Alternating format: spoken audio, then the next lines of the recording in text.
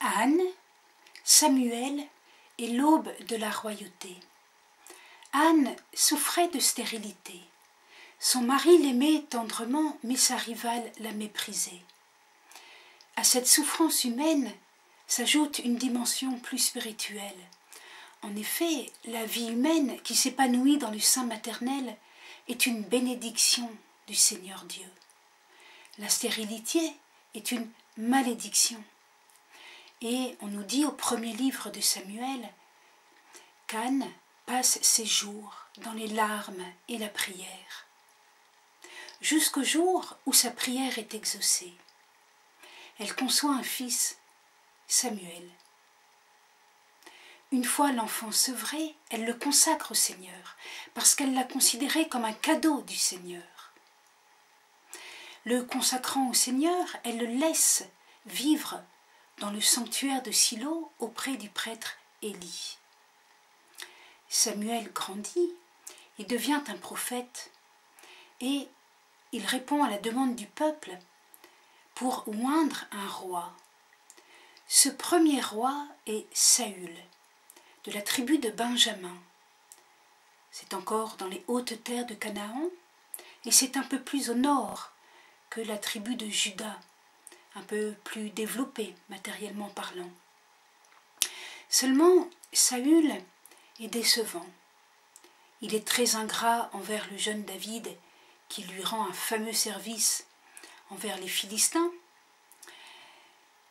Et puis il désobéit au Seigneur et finalement il pratique la nécromancie. Alors Samuel donne l'onction à quelqu'un d'autre et c'est David qui provient d'une région moins développée et David est le plus jeune de sa famille, de la tribu de Juda. Il faut voir dans ces récits d'institutions royales la résistance de Samuel. Lire premier livre de Samuel, chapitre 8. Samuel ne donne pas tout de suite un roi au peuple. Il les prévient, au contraire. Il les avertit dans une tirade très négative. Le roi soumettra le peuple au service militaire, à la dîme, à la corvée. Il blessera l'unité organique du peuple en mettant à part une classe de fonctionnaires. Littéralement, il soumettra à la dîme vos semences et vos vignes et les donnera à ses eunuques et à ses esclaves. On voit le jeu de mots. Les semences seront données à celui qui ne peut pas avoir de semences, l'eunuque, qui est castré si vous voulez. Et puis le temps naturel des semailles et des moissons va laisser la place au temps abstrait des chroniques. L'émergence d'un État, l'émergence d'une royauté est d'abord un traumatisme. Mais finalement, c'est Dieu lui-même qui dit à Samuel d'accepter la demande du peuple et d'accorder un roi. Saül, puis David.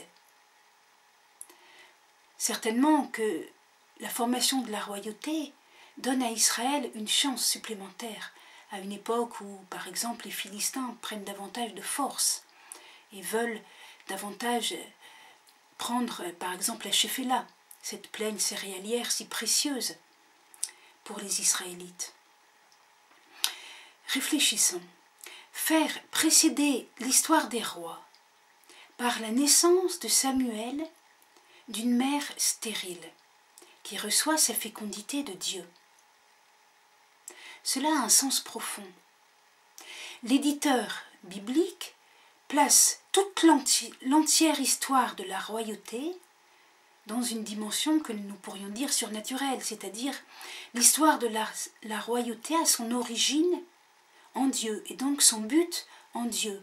Et donc le roi n'aura de légitimité que s'il obéit à la loi de Dieu.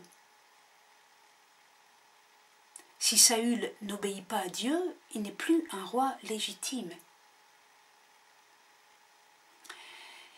Tandis que David, nous le verrons, est un roi aimé de Dieu. Même s'il commet des péchés, il se réfère toujours à Dieu. Sans doute, les rois vont de temps en temps intervenir pour nommer le clergé, mais dans l'ensemble, ils reçoivent la loi. Ils ne se positionnent pas comme détenteurs du culte et de la foi, au contraire, ils la reçoivent. D'où l'importance de ce récit qui nous montre la maternité d'Anne, maternité miraculeuse. Un peu comme au seuil de l'existence de la généalogie d'Israël, il y a eu Abraham et Sarah, Sarah qui était stérile et qui miraculeusement enfanta Isaac. Au seuil de l'histoire de la royauté, il y a Anne qui enfante miraculeusement Samuel. Observons le cantique d'Anne, premier livre de Samuel, chapitre 2. Mon cœur exulte dans le Seigneur, ma corne s'élève en mon Dieu. C'est une louange imprégnée de gratitude pour le Seigneur. Anne n'a pas obtenu sa fécondité par des rites magiques, mais par sa confiance en son Dieu, Adonai, le Seigneur, le Dieu du Sinaï. En outre, la fin du cantique évoque déjà le roi. Le Seigneur, ses ennemis sont brisés, le Très-Haut tonne dans les cieux. Le Seigneur juge les confins de la terre, il donne la force à son roi, il exalte la vigueur de son oint. Verset 10. C'est important. Alors, est-ce que Anne a eu une parole prophétique en entrevoyant la royauté qui était sur le point d'advenir, ou est-ce que c'est le rédacteur qui a mis ce verset sur les lèvres d'Anne? Bon, nous ne saurons jamais. Notons bien que la fécondité d'Anne est un miracle et que l'existence de la royauté en Israël est elle aussi un miracle, le fruit d'une action divine, et c'est pour cela qu'Anne entonne cette action de grâce. Au cœur du cantique, nous avons des versets qui sont des paradoxes. L'arc des puissants est brisé, mais les défaillants sont ceinturés de force. Les rassasiés s'embauchent pour du pain, mais les affamés cessent de travailler. La femme stérile enfante 7 fois, mais la mère de nombreux enfants se flétrit. C'est le Seigneur qui fait mourir et vivre, qui fait descendre au Shéol et en remonter. Nous ne sommes pas pour autant dans une dialectique, ni celle de Karl Marx, ni celle de Hegel. Que veut nous dire le cantique d'Anne? L'explication de ces paradoxes se situe avant ces versets et après ces versets.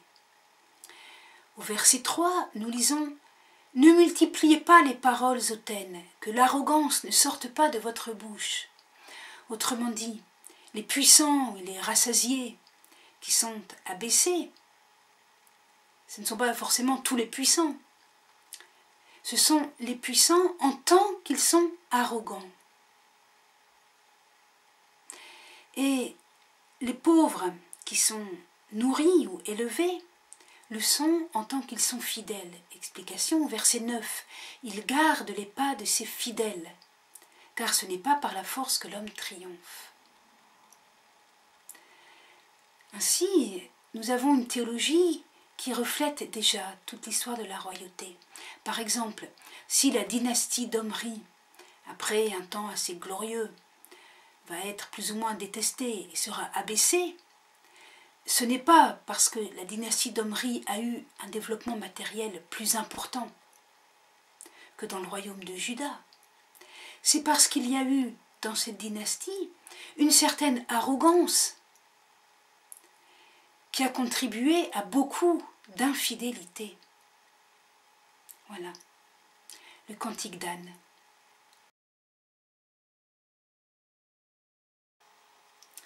La révélation est cohérente. Anne avait supplié le Seigneur, « Si tu voulais regarder la pauvreté de ta servante. » La pauvreté d'Anne, c'est sa stérilité, sans aucun doute. Ce pourrait être aussi le cas pour la Vierge Marie, dès lors que son propos de ne pas connaître d'homme, Luc 1, verset 34, est équivalent à une stérilité. Le cantique d'Anne, lui aussi, ressemble déjà au Magnificat de Marie. Il contient des paradoxes, quasi équivalents. On lit dans le Magnificat, il a renversé les puissants de leur trône, il élève les humbles. Luc 1, verset 52. Cependant, il y a une évolution dans le ton. Anne semble prendre une revanche personnelle lorsqu'elle dit « Mon front se relève en mon Dieu, ma bouche s'élargit contre mes ennemis. » On sent dans ces paroles la revanche d'Anne sur sa rivale qui l'a méprisée, ou la fierté du peuple d'Israël lorsqu'il est victorieux de ses ennemis et qu'il ramasse le butin. Dans le cantique du Magnificat, il n'y a pas ce ton. Tout est paisible, pacifié, très humble. La pauvreté a changé de sens. Petit à petit, au cours de l'Ancien Testament, la pauvreté devient synonyme d'humilité et de foi. C'est vraiment le désir de faire la volonté de Dieu. Faire la volonté de Dieu, c'est évidemment une richesse intérieure, mais c'est une pauvreté dans le sens que c'est une déprise, une dépossession de la volonté propre et de l'amour propre. Voyez-vous, dans le Magnificat, la Vierge Marie aurait pu chanter à l'avance les triomphes du Messie, ses victoires, ses hauts faits, sa puissance. Elle ne l'a pas fait. Pourtant, Jésus est bien fils de David, il est de la tribu royale, il est acclamé, mais il n'est acclamé qu'au seuil de sa douloureuse passion, car son royaume n'est pas de ce monde.